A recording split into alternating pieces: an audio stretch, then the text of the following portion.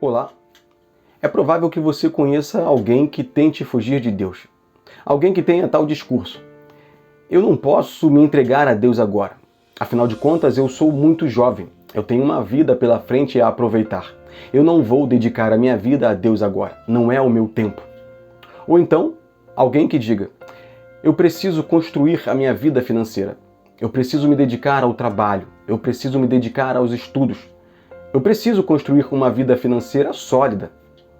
Ou de repente você já ouviu de alguém que tem a idade mais avançada a seguinte frase, o seguinte pensamento: eu já vivi sem Deus até agora. Não vai ser o restante da minha vida que eu vou entregar a Deus. Alguém pode dizer isso por orgulho. Ou de repente, um outro alguém pode dizer isso por baixa estima, pensando que Deus não aceitaria agora o restante da sua vida, as sobras da sua vida. Será que essas pessoas serão eficazes na sua fuga de Deus? Será que de fato elas vão conseguir fugir de Deus? Se você é essa pessoa ou conhece alguém que assim pense e se comporte, eu tenho certeza que esse vídeo vai falar contigo. Papai do céu quer usar esse vídeo para falar com você e por isso eu te convido, fique conosco. Olá, meu nome é Murilo Candeias, seja bem-vindo, esse é o nosso canal. Eu já quero te pedir, curte aí o nosso vídeo, deixa a sua mensagem, compartilha esse vídeo com alguém da sua estima. Compartilha esse vídeo com alguém que você sabe que de uma maneira ou de outra tem tentado fugir de Deus. Deus quer utilizar a sua vida como ferramenta para encontrar essa pessoa. Então, vá lá, compartilha esse vídeo com ela. Seja você uma candeia para iluminar o coração dessa pessoa. Vamos lá então já à nossa temática. Será que essas pessoas que tentam fugir de Deus, elas vão ser bem-sucedidas nessa sua tentativa de fugir de Deus? Eu já quero aqui iniciar te dizendo, não. Elas não vão ser bem-sucedidas nessa tentativa de fuga. E por quê? Porque elas estão tentando fugir de Deus.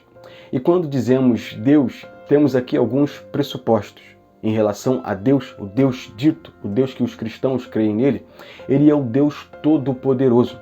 O que significa que nada daquilo que ele deseja e quer fazer será frustrado. E se Deus, que é todo-poderoso, deseja se encontrar com alguém, isso vai acontecer, mesmo que essa pessoa tente usar de todas as maneiras para fugir dele.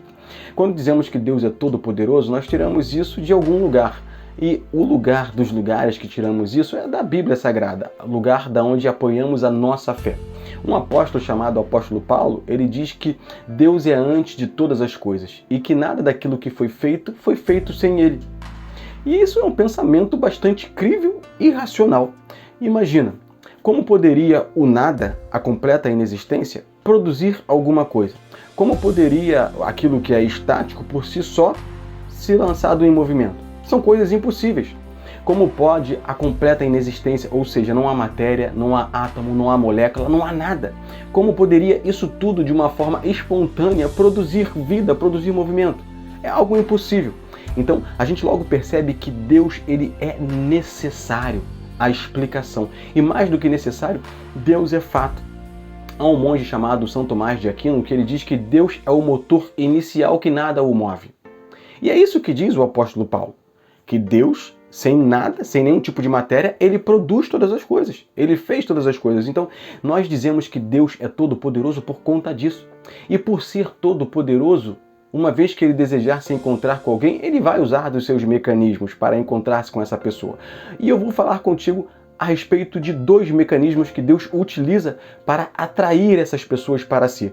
Mas antes disso, eu quero pensar contigo a respeito da razão dessas pessoas que tentam fugir de Deus.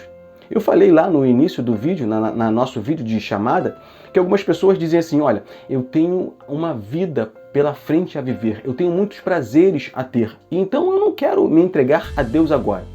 Olha, o pressuposto dessa pessoa é que viver com Deus não é algo prazeroso. Imagina você que o cristianismo ele já existe há mais de 2000 anos. E se ele não trouxesse prazer às pessoas, certamente ele já teria ido a cabo, já teria terminado. Muito ao contrário, o cristianismo ele é fonte de prazer. Deus é fonte de prazer que não há outra igual. E quando Esses jovens, na maioria das vezes, querem dizer que não irão se lançar a Deus porque querem viver os seus prazeres. Na verdade, eles querem viver prazeres que são prejudiciais a si mesmo. Prazeres esses que certamente Deus irá pedir não que eles parem de praticar para sempre, mas que eles enquadrem esse tipo de prazer à vontade de Deus, à prescrição divina. E por quê? Porque a prescrição divina é o melhor para aquele tipo de prazer. E eu quero compartilhar contigo um exemplo de um veículo, que é algo muito simples de você e de qualquer uma outra pessoa entender, que eu utilizo para entender. Olha, o fabricante, ele traz para a gente um manual do veículo. E quando respeitado aquilo que foi prescrito pelo fabricante, a vida desse veículo, a vida útil, será muito maior.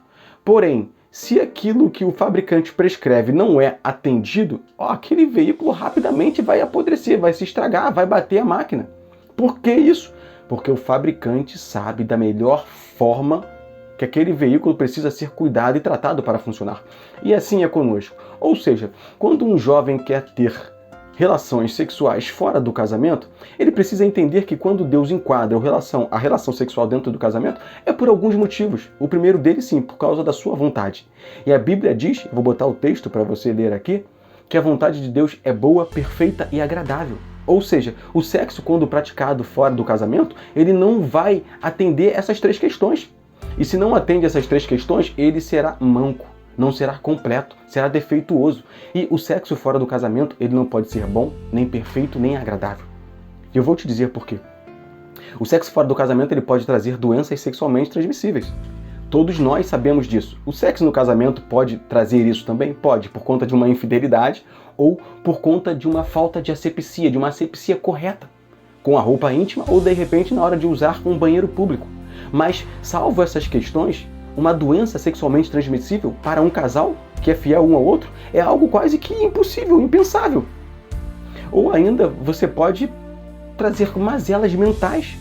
Uma vez que você tem diversos relacionamentos sexuais antes do casamento, quando você se casa, você vai se frustrar ou frustrar o seu companheiro. E por quê? Porque você vai comparar e querer que a coisa seja como era outrora ou com uma outra pessoa, quando na verdade não será, porque cada pessoa é única. E por isso que o casamento foi feito para ser vivido dentro do casamento com pessoas que chegaram da mesma forma ali, 0 quilômetros, zeradas. E assim agora elas vão construir e aprender sexualmente a respeito da vida. Então a gente logo percebe que Deus não quer nos privar do sexo, muito ao contrário, Ele quer que tenhamos o sexo de uma forma prazerosa e longeva, que seja boa, perfeita e agradável. Ou ainda, como é muito comum nos nossos dias, os jovens se entregam à bebida, a drogas. E para que isso? Para poder ter algum tipo de mente livre, né? Para ter uma maior facilidade de interação com outras pessoas. Será que essa é a forma correta? Claro que não. A Bíblia diz que o nosso corpo é templo do Espírito Santo, ou seja, é morada de Deus. Deus habita em nós e nós precisamos cuidar desse corpo. E quem não sabe que a droga faz mal? Quem não sabe que o uso abusivo de bebidas faz mal? Quem não sabe que a droga faz mal à sociedade? Ocasiona mortes. Todo mundo sabe disso. Mas queremos fazer vista grossa. E querem viver, então, a vida dizendo a vida é minha, eu faço dela o que quero. Mas se esquecem de que, apesar da vida ser sua e da vida ser minha, nós vivemos em sociedade. E os meus atos e os seus atos, eles acabam reverberando, espirrando na vida de outras pessoas, de maneira tal que, ainda que você se diga e eu me diga livre, nós temos que viver uma vida que seja sadia à comunidade que vivemos. Isso por baixo, porque por cima nós precisamos viver uma vida que seja exemplo a Deus que nos criou. Então, o apóstolo chamado Paulo, que eu já te disse, ele diz, quer coma ou beba ou faça qualquer outra coisa, faça isso para a glória de Deus. Então, se você quer comer, quer beber, faça isso de uma forma que Deus seja glorificado. Né? Beba de uma forma que você não se embriague, né? Que você se torne servo da bebida. Né? Não use drogas, porque isso faz mal para você e para a sociedade. Né? Viva, como dizem por aí, no sapatinho. Seja você alguém controlado, que tenha domínio. Seja você alguém que vai contribuir para os jovens que estão ao seu lado. Não tente fugir de Deus dizendo que esses prazeres eles irão te manter longe de Deus, quando na verdade Sim, esses prazeres vão te manter longe de Deus, mas longe também de prazeres que são de verdade, que são perfeitos, que são agradáveis, que são longevos, que fazem bem para você e para todos. E ainda tem aquela pessoa que diz que não, eu não posso me entregar a Deus agora porque eu tenho uma vida financeira a construir, né? Eu preciso ter segurança financeira para mim e para minha família. Olha, eu quero trazer para você aqui 2 princípios que são fenomenais. O primeiro deles é do próprio Jesus Cristo dizendo, olha, do que vale o homem ganhar o mundo todo e perder a sua alma? O que Deus está dizendo é o seguinte, olha, você é eterno. Pouco te importa se você consegue cobrir toda essa vida, mas e o que você vai fazer pela eternidade? Né? Deus é aquele que nos provê essa vida e toda a eternidade. A Bíblia diz que Deus cuida dos pássaros, quanto mais dos seus filhos. Diz que nós, que somos homens, sabemos dar coisas boas aos nossos filhos, de maneira tal que se o nosso filho nos pede pão, nenhum de nós entregaria a ele uma cobra, uma serpente, quanto mais Deus. O que não daria se nós, os seus filhos, lhe pedíssemos. Deus nos daria tudo aquilo que diz respeito a essa vida, que seja essencial, Deus iria nos dar, Deus irá nos dar. De maneira tal que não precisamos andar ansiosos e preocupados com aquilo que iremos comer, beber ou vestir. Nós podemos usar o nosso trabalho como mecanismo para agradar a Deus. O apóstolo Paulo ele diz à igreja de Efésios o seguinte, olha, aquele que roubava, não roube mais, trabalhe. Mas será que trabalhar significa fazer qualquer coisa? Não, também não. Faça aquilo que é bom com a mão. E para quê? Para que você tenha com que repartir com aquele que tem necessidade. Olha que princípio magnífico e fenomenal. Agora, Deus não quer que você se importe apenas com a sua vida e com a sua família, mas que você tenha um pensamento mais amplo, mais expandido. O seu trabalho e o meu trabalho, ele precisa ter como motivação o atender amorosamente a minha família e a outras famílias. Certamente isso vai fazer com que você trabalhe com afinco, que você se dedique ao seu trabalho com afinco. Porém, de maneira alguma, você vai fazer aquilo que não é bom com a sua mão. Por conta de quê? Por conta de Papai do Céu, que traz pra gente princípios que são nobres e que eu compartilhei esses dias com um tio da minha esposa chamado Jonas, que é o princípio de equidade e de uma forma que o princípio cristão ele abarca a sociedade de tal maneira que até as mazelas que hoje existem deixariam de existir se nós nos comportássemos como o Senhor quer que nos comportemos. A exemplo, a Bíblia diz que eu devo servir ao outro como quem serve a Deus. A Bíblia diz que eu devo servir ao meu patrão não como quem serve ao meu patrão, mas como quem está servindo a Deus. Mas também diz que o meu patrão ele deve se assenhorar da minha vida não como quem não tem um senhor sobre si mesmo. Ou seja, ele tem um senhor sobre a sua vida. Entenda como isso traz um tipo de comportamento respeitoso entre as pessoas. Ou quando a Bíblia diz que nós não devemos desejar aquilo que é do outro. Você entende que o narcotráfico deixaria de existir? Que a corrupção deixaria de existir? Apenas conservando princípios que a priori são simples. Mas por isso que o cristianismo é algo extremamente poderoso e que está aqui até o dia de hoje e vai continuar perpetuamente. Por quê? Porque ele é a manifestação de poder de Deus, das verdades divinas, que são verdades que libertam. Olha, um político corrupto, se ele tem para si o contentamento, e o contentamento é um princípio bíblico, ele não iria se deixar corromper. Perceba como a Bíblia é um livro fabuloso, fantástico. Então, para que tentar buscar tantos meios de fugir de um ser que, na verdade, ele tem para nós o melhor que nós podemos ter e receber desta vida? Mas então, agora, vamos lá, então. Quais são essas ferramentas, que meios o Senhor utiliza para trazer para si essas pessoas que equivocadamente tentam fugir dele? Antes disso, eu ainda quero te dizer mais uma coisa. A Bíblia diz, isso está escrito no livro dos Hebreus, que Deus açoita e castiga todo aquele que ele tem por filho. E alguém que não é castigado por Deus, não é filho de Deus.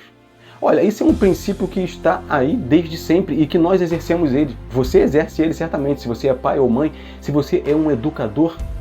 O princípio da correção é um princípio de amor.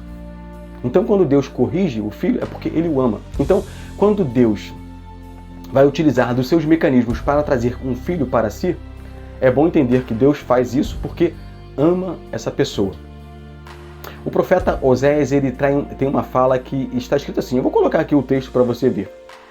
Porque Deus usou as suas correntes de amor para os atrair. Com laços de amor os atraiu. O que o profeta quer dizer com isso? Que o Senhor, a fim de trazer as pessoas para si, ele utiliza sim de outras pessoas. Ele usa outras pessoas ao seu entorno para fazer com que você, ou que essa pessoa que você conhece, ela possa se achegar a Deus, para que ela deixe de tentar fugir de Deus. Deus usa seus laços, tal qual um boiadeiro laça o seu animal e puxa para si. Deus usa esse laço chamado amor, a fim de convencer alguém que tenta fugir dele que ele é o melhor lugar a se estar. Mas também é verdade que o profeta Abacuque diz que Deus utiliza dos seus anzóis e suspende todo o povo a fim de trazer para si. Olha, o anzol aqui já é algo que diz a respeito de força. O anzol é utilizado na pesca. Quando lança-se um anzol no mar ou no rio para se pegar um peixe, o peixe que fisga a isca, não sem luta ele chega até aquele que está o pescando. Então Deus utiliza, sim, das suas correntes humanas, dos seus laços de amor, mas também, se for necessário, Deus utilizará do seu anzol para trazer você para perto dele. E como é esse anzol que o Senhor usa? Eu quero compartilhar aqui contigo de uma forma breve já chegando ao término desse vídeo, o caso do homem que estava sendo crucificado junto com o Senhor. Na crucificação de Cristo haviam 3 pessoas, ele e 2 ladrões. Um desses ladrões disse: Senhor, perdoa, lembra de mim quando chegar no paraíso. Por que ele disse essa fala apenas nessa situação? Por que esse ladrão da cruz que estava sendo crucificado não buscou a Jesus Cristo outra hora, antes daquela hora de crucificação? Porque até ali ele estava tentando fugir de Deus, mas Deus utilizou de ambas as coisas, dos seus laços de amor, utilizou de pessoas, porém utilizou também do seu anzol, do seu gancho para trazer para si. Ele utilizou do Império Romano para condená-lo, para colocá-lo naquela cruz, e naquela cruz ele olhar para Deus e poder admirá-lo, voltar-se para Deus, parar de tentar fugir de Deus.